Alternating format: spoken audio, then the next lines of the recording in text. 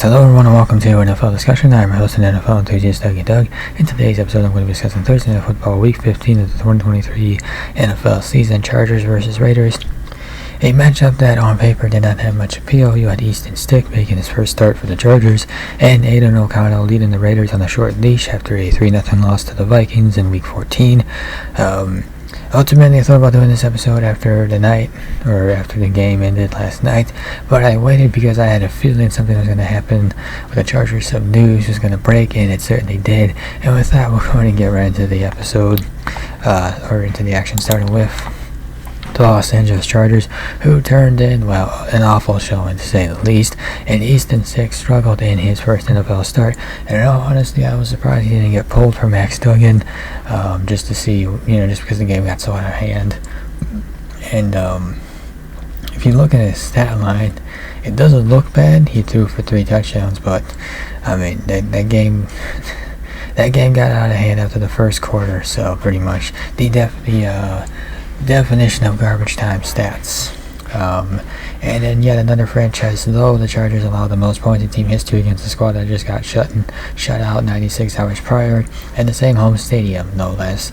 Adjusting to life with Justin Herbert, the Bolts looked like they would rather be anywhere but the football field, committing 5 turnovers, 2 of which were housed for touchdowns. Stick himself was not terrible. He did take 3 sacks in addition to his 3 giveaways, but all of his production came after the Chargers entered the Raiders entered halftime leading 42-0. Despite interim Raiders coach Antonio Pierce imploring his team to do otherwise, there was certainly an element of the silver and black taking their foot off the gas. The only positive was Stick involving wideouts Josh Palmer and Quentin Johnson, 2 players he's going to need for the stretch run.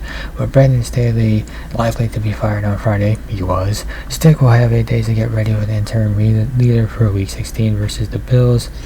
Austin Eckler had a humiliating night for himself alongside the team, as his 38 scoreless yards came in a loss to a squad that just got shut out 4 days prior. It, of course, was not Eckler's fault. The Chargers committed 5 turnovers, 0 of which came from Eckler. The Chargers still needed more from their primary offensive weapon, with Herbert and Keenan Allen both sidelined. Mired in the midst of what looks like an age cliff campaign for an elderly running back, Eckler's odds of having a productive effort in Week 16 are not particularly great. Josh Palmer was active for the first time since Week 8 as he returned from a knee injury, and was one of the only bright spots for the Chargers in this game, as one of his catches was a 79-yard touchdown to get the scoring started for the Bolts in the third quarter. They trailed 49-0 at that time. Palmer took advantage of a coverage mix-up after safety failed to come over to support the cornerback. So promising stat line for 4 catches, 113 yards and a touchdown, but also unlikely to be repeated in Week 16 against the Bills. And then the Chargers did indeed fire not only head coach Brandon Staley, but also general manager Staley and Telesco. And with Justin Herbert done for the season, the Chargers limped into Thursday night's game and suffered a historic loss to a division rival. The Chargers had no choice but to cut ties with Staley and Telesco. With Staley clearly was in the locker room at the tail end of a lost season, Staley, in his 3rd season as a head coach, ends with a 24-24 record. In a postseason loss to the Jaguars in 2022, where they had the lead and then proceeded to lose the lead, and it was just another ugly loss there. The other performance of Staley's defense in LA makes it unlikely he'll land a defensive coordinator position in the NFL right away. Granted, he could still bounce back with a position job, or maybe even a coordinator position in college football, but regardless, he was hired because of how good of a defensive coach he was, and then proceeded to have defenses that underwhelmed every single time, or every single season. The Chargers, thanks in part to Herbert, representing an appealing head coaching landing spot. So yeah, whoever takes that head coaching job doesn't have to worry about the quarterback position, but whoever takes that GM job, don't envy you, because you got a lot of players with expensive contracts, and you are very much in the red going into the offseason. So there are some personnel decisions that are going to have to be made. This Charger team is going to look different, and whoever ends up being the head coach, I mean, let's not have the highest expectations, because I think we have to wait to see how this roster turns out, what the new GM does with it. Can they do enough to keep the Chargers in contention in the first season of a new head coach or not. I guess we'll see how that all plays out. For now, the Chargers are just going to have to struggle through the rest of the season. They're still mathematically alive in the playoffs, so I guess there's that, but ultimately their season has been over for quite some time. Las Vegas Raiders. Aiden O'Connell and the Raiders delivered a statement in the first half and then kind of eased off the gas in the second half. And give a shout out to the young playmakers for the Raiders stepping up. Josh Jacobs was inactive, so Zamir White stepped in and filled in for him at running back. And then Trey Tucker caught himself a couple touchdowns. And then the defense, the defense was teeing off, creating turnovers, scoring touchdowns. Yeah, they just had themselves the Raiders as a whole had themselves a day, but the defense certainly helped out the offense in a big way in this game. Aiden O'Connell had 4 touchdowns, and it's okay if you didn't see this one coming. 4 days after getting shut out by the Vikings, the Raiders took advantage of a packed-in Chargers team to post a team record 63 points. Vegas scored 2 defensive touchdowns, but that was after O'Connell had already thrown for 4.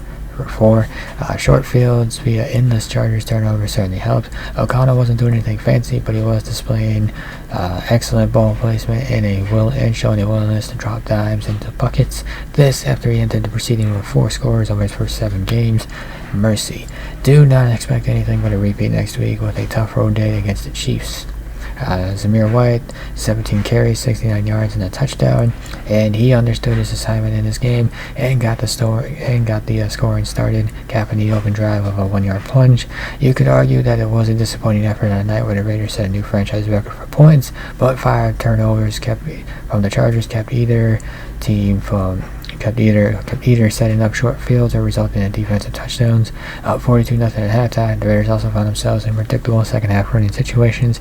With Josh Jacobs seeming reasonably close to suiting up this week, there's a good chance that White reverts back to number 2 status next week with Josh Jacobs making his return. Devontae Adams caught 8 passes for 101 yards and a touchdown, and the 100-yard effort was Adams' first since week 3, his touchdown just his second since week 3, and that touchdown was delivered via Jacoby Myers on a third-quarter trick play. You could say Antonio Pierce was out for blood in this game, and this was a much-needed night for Adams, though perhaps not encouraging. It took a 6-touchdown blowout and gadget play for Adams to reach his ceiling. Nonetheless, circumstances will be much more difficult in next week's road trip against the Chiefs. But yeah, nice to see Adams have a 100-yard game as well. So nice little game here for the Raiders. Are they likely to repeat? I don't think so. The Chiefs are a tougher defense, but I don't think I expect the offense to get shut out. So yeah, I guess we'll see how next week turns out and what they're able to carry over momentum-wise into that game. But this was a great rebound for the Raiders after a 3-0 shutout loss. But yeah, I wouldn't expect them to put up 63 points next week either. And with that will conclude this episode of NFL Discussion. If you enjoyed this episode, be sure to hit that like and subscribe button down below.